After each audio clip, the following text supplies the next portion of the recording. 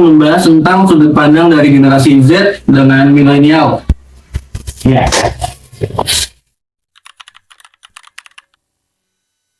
Coba aku mau dengar dari Mas Budi.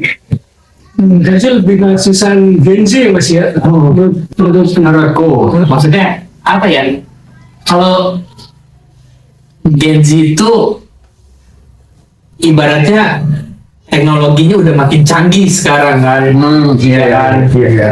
Dan apalagi sekarang udah generasi yang alpha ya. Ya, sekarang apa? Alpha. Tahun ini apa? Dan kemarin ini apa? Iya.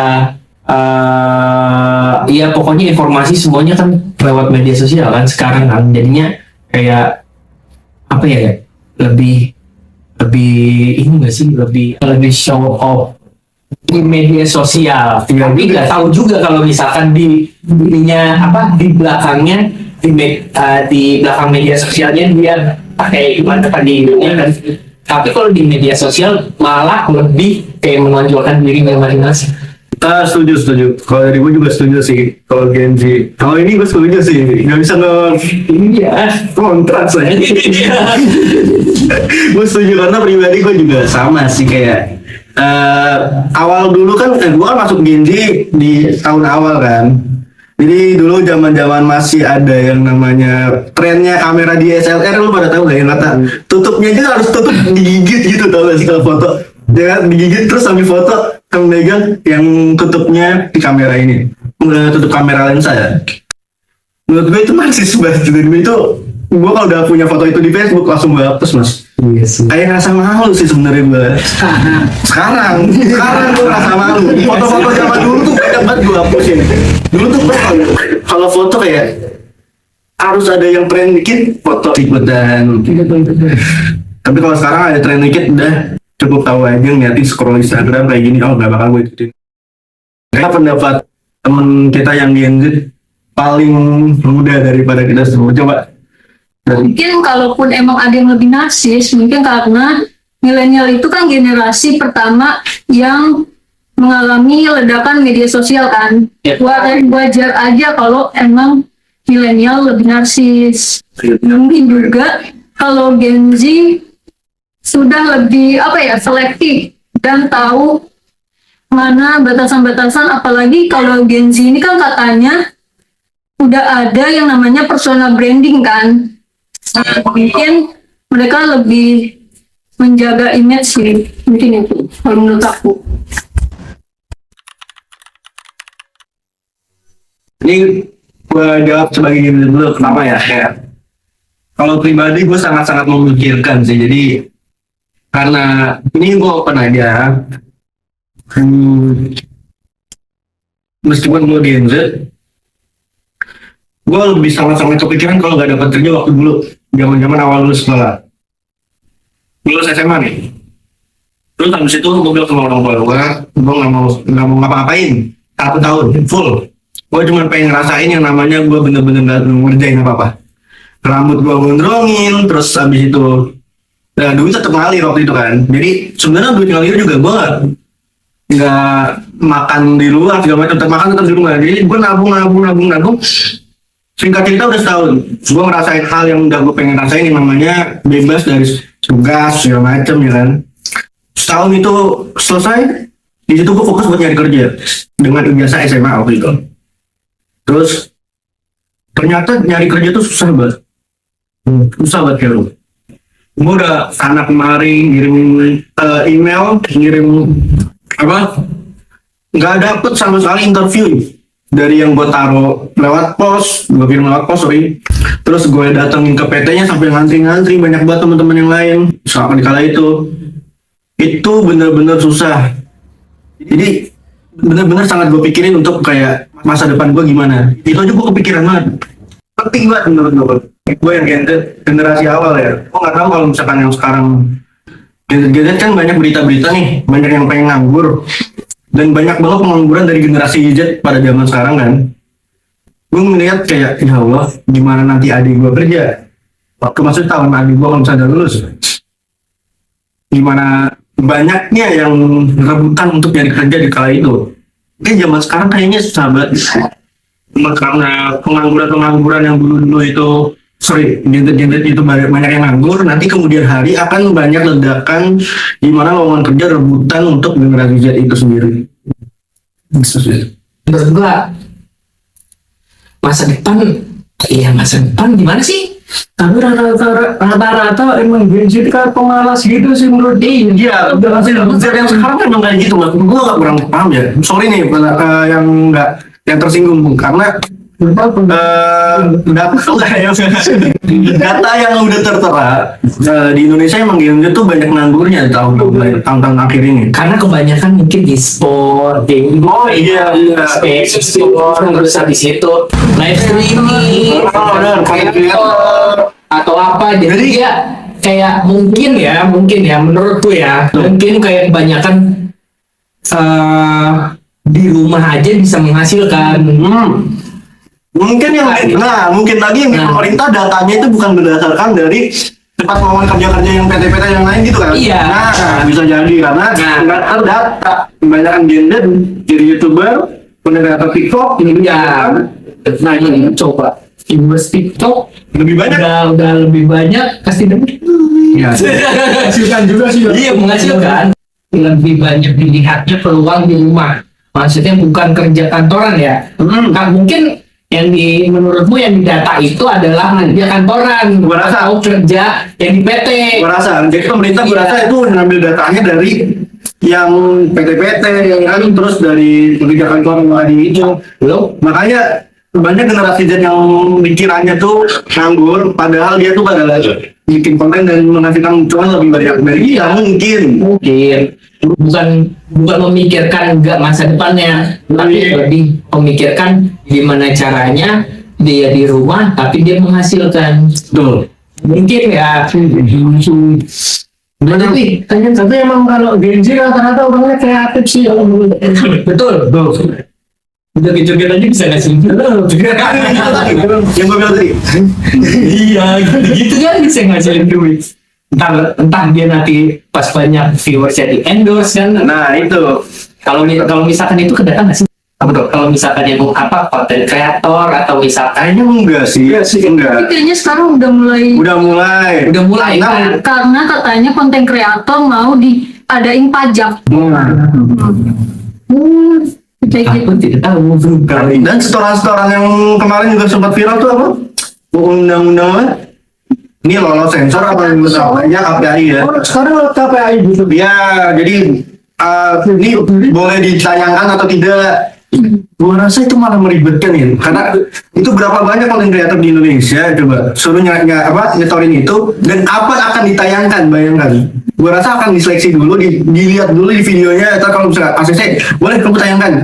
Itu kita nyetor 1 bulan ini. Berarti berapa? 10 bulan baru boleh ditayangin gara-gara baru tahap pengecekan. Gila, stres. Tahapnya lebih dulu deh. Oke, Mas, yang sudah berkeluarga, teman saya ada. Ya. Nah, nanti dilanjut sama umurnya lebih tua lagi. Dia udah punya keluarga, istri cuma 1, anak cuma 1.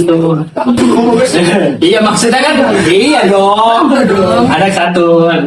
Nah, Ya nggak tahu ke depannya kan. Tapi Bismillah 1 aja lah. 1 aja nggak besar. amin ya Allah. Nah terus anak, alhamdulillah ya 1 Anita. Dan kalau misalkan dibilang pandangan tentang keluarga, apa ya mungkin kalau menurut gua adalah titipan, dan itu titipan yang menurut gua luas sangat luar biasa. Keluarga ya. Kalau itu titipan yang harus dijaga banget. Terus menurut itu sudah kalau misalkan menurut lu Mas? Kalau menurutku malah belum ada pandangan sih untuk menikah. Masa. Asli. Padahal teman-temannya wis akhir. Kita dan punya anak tuh belum ada pandangan gitu. Nggak tahu udah mau nikah apa enggak. Soalnya belum ada pandangan, Mas. Oke. Terus itu Nak dipikir, tapi nek ora dipikir orang pengen tak pikir. Ya, mau saya pikir-pikir juga ya, pengen saya pikirin untuk perihal pernikahan sama apa tadi? Punya anak. Punya anak itu pengen saya pikirin, tapi kembali lagi kayak kayak nggak mau mikirin hal itu. Karena apa? Ya karena sebelumnya saya sempat merasakan yang namanya galau dan lebih ke arah patah hati trauma sih, trauma. Jadi gitu lah teman-teman. Karena bahagia aku tuh kayak gini teman-teman. Bahagia saya sekarang ini bukan tentang percintaan, tapi lebih kayak aku pengen mengabdi ibu aja gitu, merawat ibu gua. Jadi kayak toh urusan apa ya? Urusan kebahagiaan kan nggak harus tentang pasangan, ya gitu. Jadi untuk di sini untuk memikirkan atau tidak memikirkannya ya gitu. Kembali lagi. Jadi memang bener aku saat itu, maksudnya sekarang saya itu nggak berharap menikah. Nggak berharap nih. Mungkin bisa dibilang kan jodoh nggak harus tentang pasangan, tapi tentang maut juga jodoh. Jadi kayak kalau misalkan dipikirin untuk nikah ya untuk saat ini tidak. Tapi kalau waktu kala itu iya memikirkan sekali untuk menikah dan punya anak. Terus. Ini dari Gen Z yang mikir di depan. kalau kamu Bi, Coba sih. itu kalau Mas Damar, dia dibilang pikiran pakai pikir. Nah kalau misalkan ini nih, jadi Mas, yang menurutku rada sedikit menarik. Oh iya benar. Oh iya. Udah berkeluarga. Sampai udah pernah merasakan cinta nggak sih? Iya pernah. Udah punya pacar pernah? Mantan? Pernah. Berapa? Banyak. Bisa ngomongin banyak ya. Ngapain ngomongin kayak gitu langsung? Oke, jadi teman kita yang satu ini teman-teman, dia sama sekali belum pernah pacaran tapi sudah pernah merasakan cinta. Gimana? Gimana ceritanya? Coba pendapat Lutfi. Kalau menurut aku, karena aku juga belum pernah pacaran. Oke, kita tahu. Saya pernah naksir orang kan? Nah, kalau suka doang pernah, cuman di tahap yang jatuh cinta belum pernah sih. Kamu punya hati sih. Iya. Enggak berdebar-debar. Sejauh ini enggak sih. Oh enggak. Belum ya. Jadi tolong berarti teman-teman. Allah maha pengasih, maha penyayang. Jangan pacaran. Ya sebentar. Mungkin kalau misalkan dia merasakan berdebar, mungkin akan jatuhnya agak melenceng dari sosok Lutfi ini. Oh guys, lanjut Bi. Ya jadi kalau misalnya emang ngomongin pernikahan atau punya anak, tentu jauh banget ya. Aku belum pernah mikirin sampai sana. Mungkin karena teman-teman aku juga sudah banyak yang menikah, padahal masih muda. Ya teman-teman aku kan udah pada nikah. Ada yang dari umur 18, 19 menikah. Aku cuma mau pesan aja sih ya. Mungkin aku juga sebelum kalian nikah baiknya mempersiapkan. Selain mempersiapkan mental juga harus tahu, harus belajar apa aja yang harus kita lakukan, apa aja yang boleh kita lakukan setelah kita nikah. Agar meminimalisir hal-hal yang kita tidak mau. Kayak gitu aja sih. Jangan nikah karena jangan ikut-ikutan tren. Lagi banyak nikah kan jadinya Nikah muda itu. ya udah iya nikah muda itu kan tidak baik ya. Sebaiknya emang setelah siap, setelah mampu baru nikah. Terus juga kalau punya anak, ya kan tadi kita ngebahas apalagi Gen Z banyak yang katanya mau tidak punya anak. Wah iya betul. Free ya namanya. Ya Parah itu. mau nikah, Sorry ya, bukan parah. Jadi lanjut deh. mau nikah tapi nggak mau punya anak. Padahal menurut aku kalau misalnya emang ada kepikiran seperti itu, sebaiknya jangan diucapkan juga. Karena kita juga tidak tahu depannya kita seperti apa. Mungkin kedepannya kalian berubah pikiran, pengen punya anak, tapi terlanjur nih udah pernah ngomong seperti itu dan ternyata dikabulkan sama Tuhan. Jadi kan nanti repot sendiri kalau kayak gitu. Karena omongan kan adalah doa, jangan ya apa ya bang? Iya pokoknya apa ya kalau misalkan itu enak loh sebenarnya punya anak tuh, anakku satu. Dan itu apa ya penyemangat hidup sih kalau menurutku. Iya, aku setuju. Kalau menurutku ya Yang penting berguna buat orang lain sih kalau menurutku mah. Itu doang sih kalau pandangan hidupku, motivasi gitu. Kalau Dimas sendiri gimana tuh? Kalau misalkan menurutku apa ya, berbuat baik aja sih. Benar kata memang yang baik aja belum tentu baik, apalagi yang salah gitu. Jadi yang mending berbuat baik aja gitu, berbuat baik aja dulu. Yang menilai bukan orang, Mas. Itu sih kalau menurutku. Kalau menurutmu, Mas? Kalau dari gue ya, motivasi benar yang dibilang kalian berdua berbuat baik, karena dulu waktu zaman gue kecil gue dapat pelajaran hidup dari orang tua gue di mana mencintai makhluk Tuhan dari segi apapun, dari hewan, tumbuhan, manusia, itu akan bertimbal balik kepada kita juga. Sampai saat ini pun gue merasakan hal yang sama dan merasakan dampak dari orang tua gue juga berbuat baik lah terhadap kita makhluk Tuhan ya. Motivasi yang bisa buat kalian tiru mungkin untuk menjadi lebih baik ada lagi, saran gue itu kayak kalian list apa kegiatan kalian yang bisa menjadi lebih baik, dan itu akan membangun diri menjadi lebih baik, membangun kebiasaan menjadi lebih baik lagi, dan kedepannya juga jadi habit. Kalau dari aku, jalani hari ini sebaik mungkin karena besok hari mungkin tak akan datang. Oke, akhir kata saya Damar Pangestu. Saya Lutfi. Saya Muhammad Dimas Prakoso. Saya Budi Setiawan.